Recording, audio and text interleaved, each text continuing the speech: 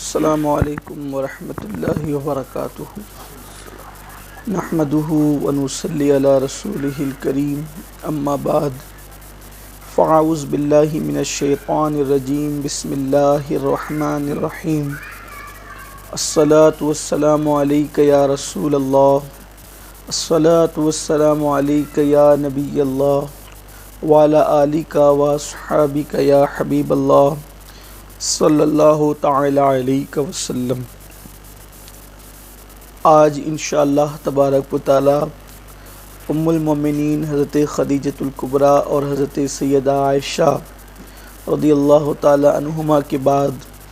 حضور اکرم صلی اللہ علیہ وآلہ وسلم کی تیسری زوجہ مطہرہ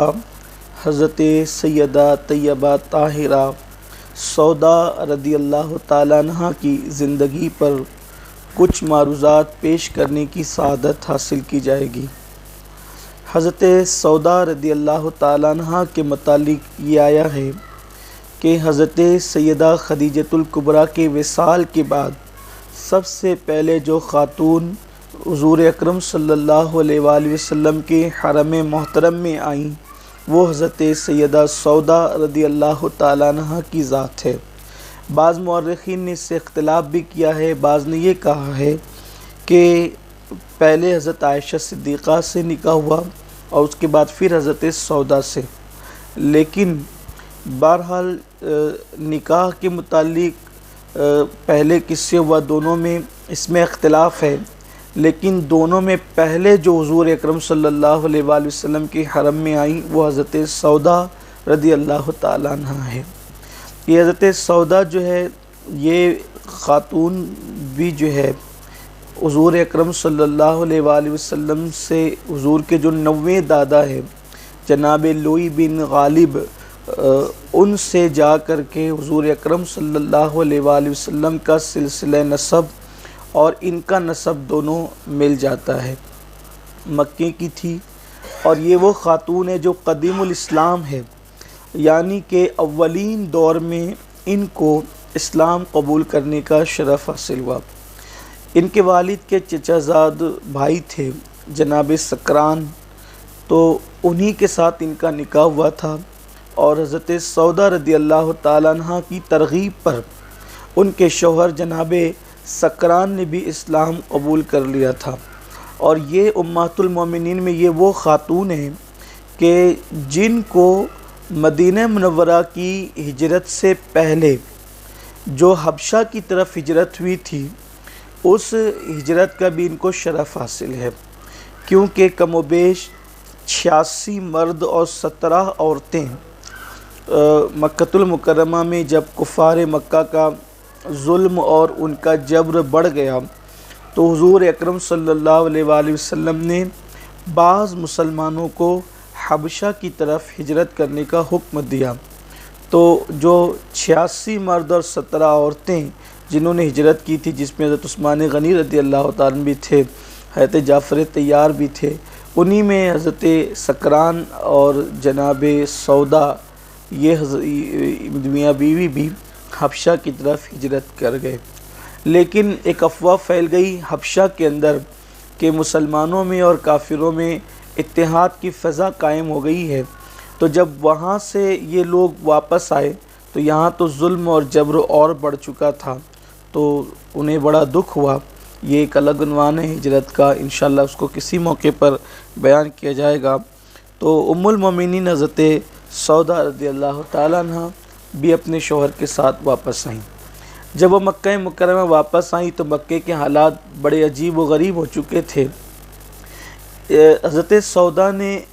2 مختلف خواب دیکھ کر اپنے شوہر سے بیان کیا تھا۔ ایک خواب تو جناب سودا نے یہ دیکھا تھا کہ اللہ کے رسول علیہ السلام چلتے ہوئے تشریف لائے اور آنے کے بعد حضور اکرم صلی اللہ علیہ وآلہ وسلم نے جو ہے وہ آپ کی گردن کو چھوا یا آپ کی گردن پر اپنا مبارک پیر رکھا۔ یہ خواب دیکھ کر جناب سودا نے اپنے شوہر سکران سے کہا کہ میں نے یہ خواب دیکھا ہے، تو انہوں نے کہا اگر یہ تم سچ کہہ رہی ہو، تمہارا خواب سچا ہے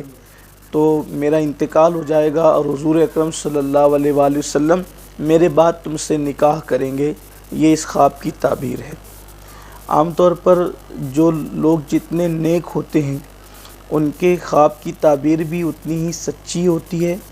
بیان کرنے والے کے مطابق اور دیکھنے والے کے مطابق۔ ظاہر سی بات ہے، دیکھنے والی بھی صحابیہ تھی اور بیان کرنے والے صحابی تھے، اسی لیے کہا گیا ہے کہ خواب دیکھو تو کسی نیک پرہیزگار متقی اور اہل علم سے اس کی تعبیر پوچھو، کیونکہ اکثر خوابوں کی تعبیر بتانے والے پر منحصر ہوتی ہے، اس لیے اس کا خیال کرنا چاہیے۔ پھر حضرت سودا نے دوسرا خواب دیکھا کہ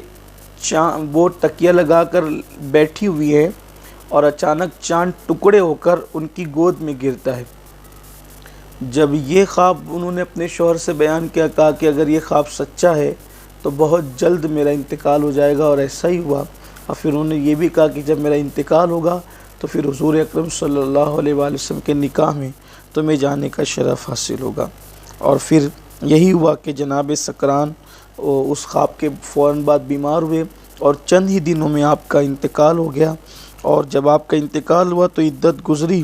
اور ادھر جو وہ ام المومنین حضرت سیدہ خدیجۃ الکبریٰ کے وصال کے بعد حضور اکرم صلی اللہ علیہ وآلہ وسلم کے گھر میں کوئی خاتون ایسی نہ تھی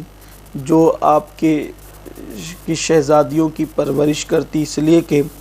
آپ کے گھر میں جو شہزادیاں اس وقت تھیں، 3 کا تو نکاح ہو چکا تھا، اور سیدہ فاطمۃ الزہرا کم سن تھی، لیکن ان 3 میں بھی 2 کا طلاق ہو گیا تھا اور وہ واپس آ گئی تھیں، تو 3 بچیاں گھروں کے اندر تھیں۔ تو اب ان تینوں کی پرورش کا اور ان پہ جو ہے وہ ان کی دلجوئی کا معاملہ بھی تھا۔ پھر تنہائی گھر کی، اور وہ بھی ام المومنین حضرت خدیجۃ الکبریٰ کی جدائی،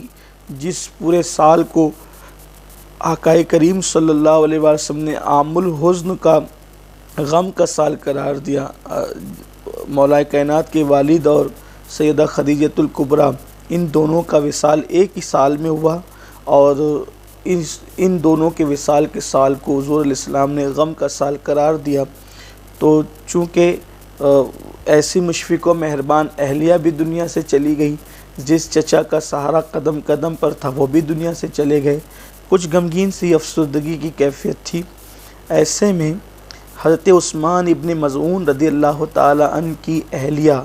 جناب خولہ بنت حکیم سرکار کی بارگاہ میں حاضر ہوئی اور عرض کیا کہ یا رسول اللہ صلی اللہ علیہ وآلہ وسلم، میں دیکھتی ہوں آپ اکثر افسردہ رہتے ہیں، آپ نکاح فرما لیں۔ تو سرکار نے فرمایا کس سے؟ تو کہا کہ سودا سے۔ سرکار نے فرمایا کہ کون گفتگو کرے گا؟ تو کہا میں بات کرتی ہوں۔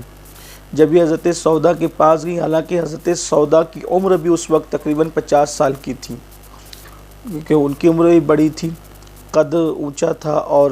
آپ کا جسم مبارک کافی فربا تھا، خوبصورت خاتون تھی۔ تو حضرت سودا کے پاس جب جناب خولہ گئی تو انہوں نے عرضی کی، وہ خوش ہو گئی، کہا کہ سرکار کی بات ہے، چونکہ حضور کا کلمہ پڑھتی تھی، مسلمان ہو چکی تھی، قدیم الاسلام تھی، تو جب یہ بات آئی تو کہا کہ حضور کے لیے کون انکار کرے گا، البتہ میرے والد سے پوچھ لیں۔ تو جب ان کے والد سے پوچھنے کے لیے جناب خولہ گئی تو ان کے والد نے کہا وہ تو بڑے آدمی ہیں، ان سے پہلے پوچھیں کہ کیا وہ اس کے لیے راضی ہیں۔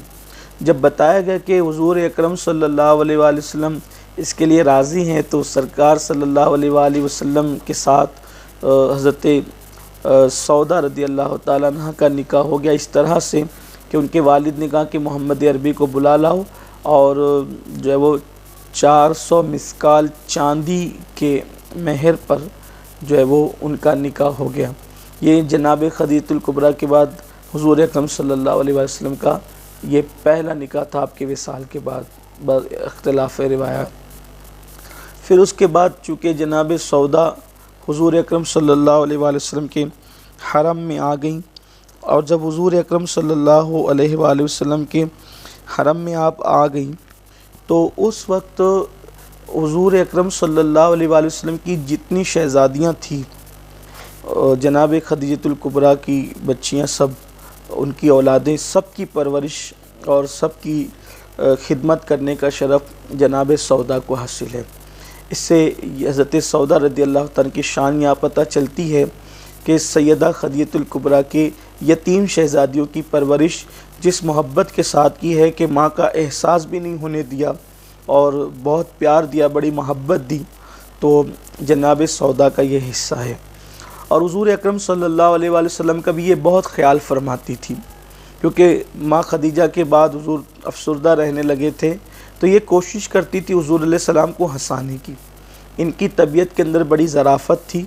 یہ عمر بڑی ہونے کے بعد سنجیدگی متانت کے باوجود بھی ان کی پوری کوشش ہوتی تھی کہ حضور علیہ السلام کو ہنسائیں۔ اس لیے کبھی کبھی ایسا بھی کرتی تھی حضور کی خوشی کے لیے کہ ان کے اپنے جو چلنے کا انداز تھا وہ چلنے کا انداز بدل کر دوسرے انداز میں چلتی تھی، حضور یہ انداز دیکھ کر کے خوش ہو جاتے تھے۔ کبھی حضور علیہ السلام کے سامنے حضور ہی کی زندگی کے ایسے واقعات اس انداز سے بیان کرتی کہ حضور علیہ السلام کے ہونٹوں پر مسکراہٹ آ جاتی۔ میں سمجھتا ہوں کہ یہاں پر عورتوں کو جو ہے یہ بہت بڑا سبق ہے یہاں کہ شوہر کی خوشی کی خاطر ایک خاتون، حالانکہ تمام ازواج مطہرات میں یہ وصف مجھے صرف میرے اپنے ٹوٹے پھوٹے معلومات میں ٹوٹی پھوٹی معلومات کے مطابق میں جناب سودا میں یہ بات دیکھتا ہوں صرف کہ انہوں نے حضور علیہ السلام کو ہنسانے کے لیے کبھی چلنے کا انداز تبدیل فرمایا، کبھی حضور اکرم صلی اللہ علیہ وآلہ وسلم کی باتوں میں سے ایسے پہلو نکالیں کہ حضور مسکرا دے۔ جیسے ایک رات حضور علیہ السلام کے ساتھ نماز پڑھ رہی تھی اور آقا علیہ السلام کی عادت تھی کہ بہت طویل آپ رکوع اور سجدے کرتے تھے، اور رکوع اتنا طویل ہوا کہ جب صبح ہوئی اور تو کہنے لگی یا رسول اللہ آپ نے تو رکوع اتنا لمبا کر دیا، مجھے تو ایسا لگتا تھا کہ کیسے کہیں میری نکسیر نہ پھوٹ جائے، یعنی میری ناک سے خون نہ نکل آئے، تب میں اپنی ناک پکڑ کر کے سہلاتی رہی۔ یہ جملہ اپنی اس انداز سے فرمایا کہ حضور علیہ السلام اس سے بہت محظوظ ہوئے اور آپ مسکرا پڑے۔ بلکہ آپ کی زندگی کا یہ خوبصورت واقعہ اور بھی ہے کہ آقا کریم صلی اللہ علیہ وآلہ وسلم سے ملنے کے لیے آئی تھی، ملاقات کے لیے، چونکہ باری باری کے دن ہوتے تھے۔ حضرت سیدہ عائشہ صدیقہ کی باری تھی اور ام المومنین خود اس کو روایت فرماتی ہے عائشہ صدیقہ کہ اس دن میں نے حریرہ بنایا تھا حضور علیہ السلام کے لیے۔ یہ حلوے کی پتلی شکل کو حریرہ کہتے ہیں، تو فرماتی ہیں کہ میں نے حریرہ بنایا تھا، وہ آئیں اور آ کر جب بیٹھ گئی تو ہم دونوں کے درمیان حضور علیہ السلام جلوہ گر تھے۔ حضور علیہ السلام کے مبارک پیر کا حصہ ایک طرف میری طرف تھا اور ایک پیر کا حصہ دوسری ان کی طرف تھا۔ تو جب حریرہ تیار ہو گیا تو میں نے سودا سے کہا کہ لو کھاؤ آپ بھی، انہوں نے انکار کیا، تو میں نے کہا کہ کھا لو، تو انہوں نے پھر انکار کیا، تو میں نے کہا کہ نہیں کھاؤ گی تو تمہارے منہ پہ مل دوں گی، تو کہا کہ مل دو، تو میں نے تھوڑا سا حریرہ لے کر ان کے منہ پہ مل دیا۔ جب میں نے ان کے منہ پہ مل دیا تو چونکہ آپ فربا جسم تھی تو حضور اکرم صلی اللہ علیہ وآلہ وسلم نے فرمایا کہ سودا اب ایک کام کرو، بدلہ لے لو، تم بھی ان کے منہ پر وہ مل دو۔ اور چونکہ یہ فرما جسم ہونے کی وجہ سے حضرت عائشہ صدیقہ رضی اللہ تعالیٰ عنہ کی طرف جو وہ سبقت نہیں کر سکتی تھی، تو حضور علیہ السلام نے اماں عائشہ کے دونوں ہاتھ پکڑ لیے اور انہیں روک دیا، اور پھر تھوڑا سا حریرہ لے کر کے حضرت سودا نے بھی جو ہے وہ ان کے منہ پہ مل دیا۔ حضور علیہ السلام اس سے اتنا محظوظ ہوئے اور اس شان سے حضور مسکرائے کہ حضور کی داڑھیں نظر آنے لگی، بہت حضور اس سے محظوظ ہوئے۔ تو ام المومنین حضرت سودا رضی اللہ تعالیٰ عنہ کا خاص وصف یہ ہے کہ آپ حضور کو ہنسانے کی بڑی کوشش فرماتی تھی، اور آپ کے دل کے اندر عورت ہونے کے باوجود کبھی کسی عورت کے لیے خاص طور پہ اپنی سوکنوں کے لیے حسد نہیں دیکھا گیا۔ ام المومنین حضرت عائشہ صدیقہ فرماتی ہیں کہ عورتوں میں نے ایک ہی عورت ایسی دیکھی ہے جس کا دل حسد سے پاک ہے۔ اس لیے ام المومنین حضرت عائشہ فرماتی ہے کہ میں تمنا کرتی تھی کہ کاش کہ سودا کے قالب میں، سودا کے جسم میں میری روح ڈالی ہوتی،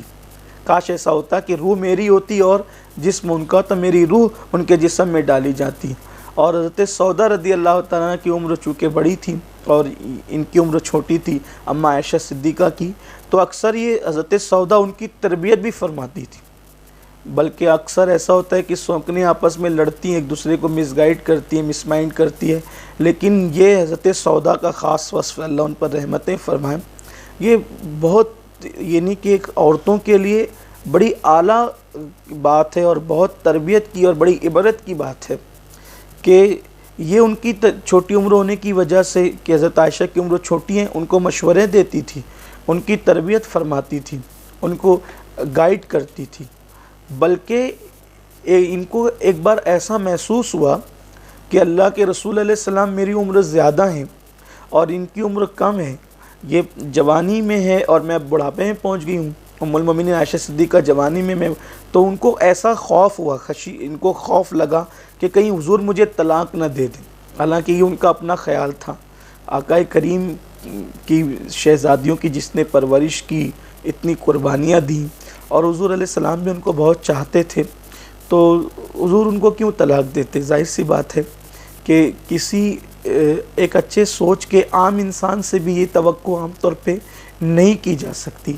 چہ جائے کہ یہ حضور علیہ السلام کی شان ہے۔ کہیں نہ کہیں جو ہے وہ لکھنے والوں کو بھی یہاں مغالطہ لگا ہے کہ یہ آپ کا خیال تھا، ام المومنین حضرت سودا کا خیال تھا کہ کہیں میرے بڑھاپے کی وجہ سے حضور علیہ السلام مجھے طلاق نہ دے دیں، تو انہوں نے حضور سے عرض کیا کہ یا رسول اللہ مجھے طلاق نہ دیں، میں یہ چاہتی ہوں کہ آپ ہی کی زوجیت میں دنیا سے جاؤں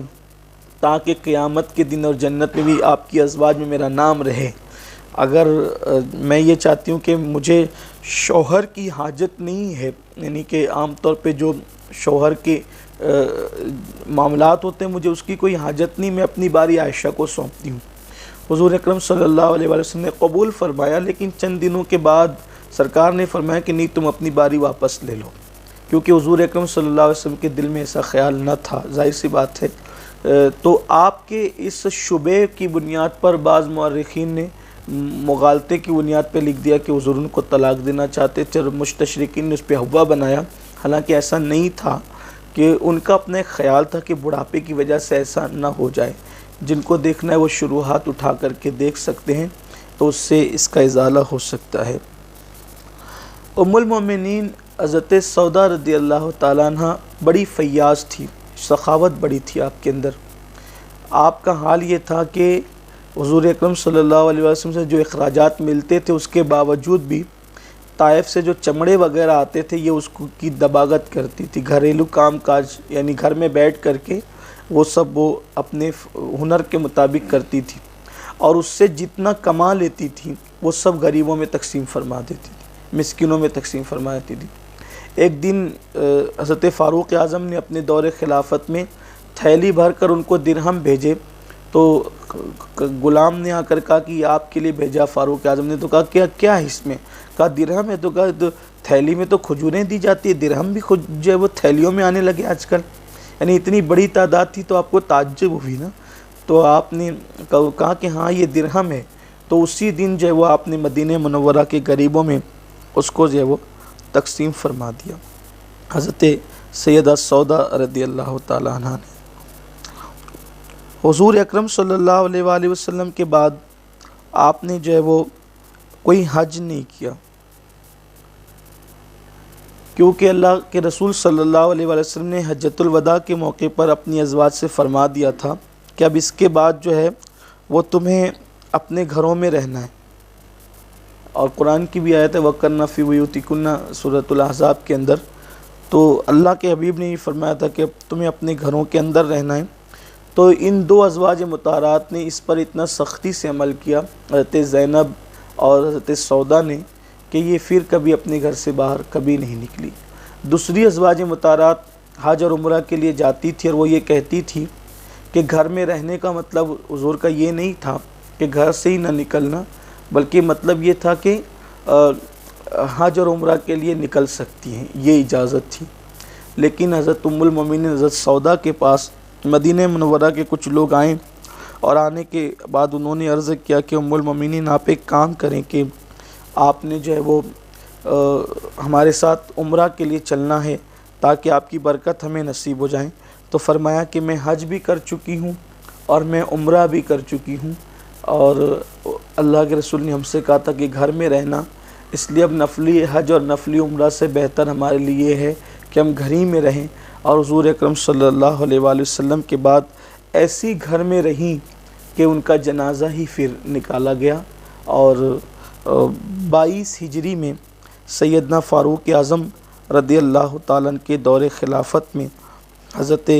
سودا رضی اللہ تعالیٰ عنہ اس دنیا سے کوچ کر گئی۔ یہ حضرت سودا رضی اللہ تعالیٰ عنہ کی خصوصیت ہے کہ سودا رضی اللہ تعالیٰ عنہ کو ایک جملہ حضرت فاروق اعظم کا جب وہ برا لگ گیا تھا، اسی پر آیت حجاب نازل ہوئی تھی۔ پردے کی آیت جو قرآن میں آئی ہے اس کا واقعہ یہ بیان کیا جاتا ہے کہ حضرت سودا کا قد اونچا تھا، اور جو ہے وہ جسم کے اعتبار سے بھی چونکہ جسم آپ کا مضبوط تھا، تو عام طور پر جو آپ کو جن لوگوں نے پہلے کبھی دیکھا تھا تو وہ پہچان جاتے تھے آپ کو دیکھ کر کے۔ تو آپ ایک مرتبہ اس وقت گھروں کے اندر بیت الخلاء بنانے کا رواج نہیں تھا، تو عورتیں جنگلوں میں اور کھلے میدانوں میں جو ہے وہ جاتی تھی حاجت کی خاطر، مرد بھی جاتے تھے، اور کسی درخت کی اوٹ میں، کسی دیوار کی اوٹ میں یا پتھروں کو لگا کر پردہ کر کے پھر جو ہے وہ حاجت سے فارغ ہوتے تھے۔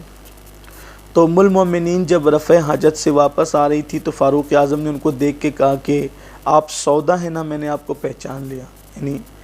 ان کو صرف ان کے قد کی لمبائی سے اور جسم کے اعتبار سے۔ تو یہ جملہ آپ کو بہت لگ گیا کہ میں پہچانی گئی، اور انہوں نے حضور سے آ کر کے عرض کیا، اور پھر اس پر پردے کا حکم نازل ہوا۔ یہ ام المومنین حضرت سودا رضی اللہ تعالیٰ عنہ کی خصوصیات ہے۔ اور آقا کریم صلی اللہ علیہ وآلہ وسلم سے اکثر ازواج مطہرات پوچھا کرتی تھی کہ یا رسول اللہ، آپ کی ازواج میں سب سے پہلے کس کا انتقال ہوگا؟ تو سرکار فرماتے تھے جس کا ہاتھ سب سے لمبا ہے اس کا انتقال پہلے ہوگا۔ تو ساری ازواج ایک دوسرے سے ہاتھ ملا کر کے ناپتی تھی کہ کس کا ہاتھ لمبا ہے، تو ہمیشہ حضرت سودا کا ہاتھ ہی لمبا نکلتا تھا، تو وہ سمجھتی تھی کہ پہلے میرا وصال ہوگا، لیکن پھر ایسا نہیں ہوا۔ حضرت زینب کا وصال پہلے ہوا، تو ازواج مطہرات کو پھر یہ بات سمجھ میں آئی کہ یہاں ہاتھ سے لمبا ہونے سے مراد یہ طول کے اعتبار سے لمبا نہیں ہے بلکہ سخاوت کے اعتبار سے لمبا ہے۔ تو اس لیے جو سب سے زیادہ سخی تھی، حالانکہ یہ بھی بڑی سخی تھی، لیکن ان سے زیادہ سخی سیدہ زینب ام المومنین تھی۔ اس وقت انشاءاللہ تعالی ہم اس کا ذکر کریں گے۔ ام المومنین کے جو پہلے جن کے ساتھ نکاح ہوا تھا، یعنی جناب سکران، ان سے ایک بیٹا پیدا ہوا تھا جن کا نام عبد الرحمن تھا، اور وہ بڑے بھی ہوئے، اور فاروق اعظم کے دور خلافت میں ان کی شہادت ہوئی، اور سیدنا فاروق اعظم ہی کے دور خلافت میں 22 ہجری میں حضرت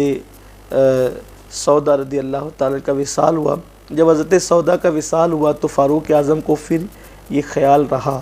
کہ چونکہ آپ کا قد اونچا ہے اور جو بھی آپ نے سنا ہے،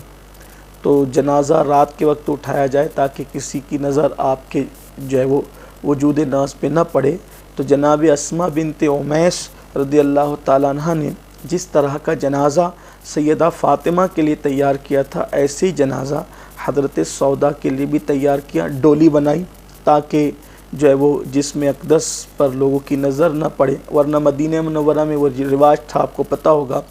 کہ میت پر چادر ڈال دی جاتی تھی اور پھر وہ چادر سے جسم کی حیت نظر آتی تھی۔ تو انہوں نے جو ہے وہ اسماء بنت امیس نے جو ہے وہ حبشہ میں یہ دیکھا تھا کہ وہاں میت جاتی ہے تو جسم نظر نہیں آتا ہے بلکہ ڈولی بنی ہوئی ہوتی، تو ویسی ڈولی سیدہ فاطمہ کے لیے بھی انہوں نے بنائی تھی، اور جناب اسماء نے ویسی ڈولی حضرت سودا کے لیے بھی بنائی۔ تو جب وہ جنازے میں ان کو رکھا گیا اور جنازہ نکالا گیا تو فاروق اعظم نے دیکھ کر کہ یہ کس نے بنایا، تو کہا اسماء نے بنایا۔ تو آپ نے دعا دی تھی کہ اسماء، تم نے سیدہ سودا کے پردے کا انتظام کیا، اللہ تعالیٰ تمہاری ستر پوشی کا انتظام فرمائے۔ حضرت سودا رضی اللہ تعالیٰ عنہ نے صرف 5 حدیثیں روایات فرمائی ہے اپنی پوری زندگی کے اندر، جس میں سے ایک حدیث مبارکہ جو ہے وہ بخاری شریف کے اندر موجود ہے،